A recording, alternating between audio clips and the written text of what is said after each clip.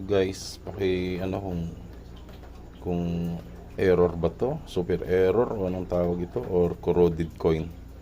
Kasi kung man-made to bakit ng kabila walang damage? Bakit dito ganito yung mukha?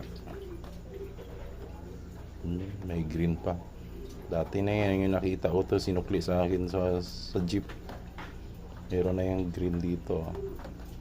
So guys, tulungan nyo ako kung error coin ba to o sadyang man-made.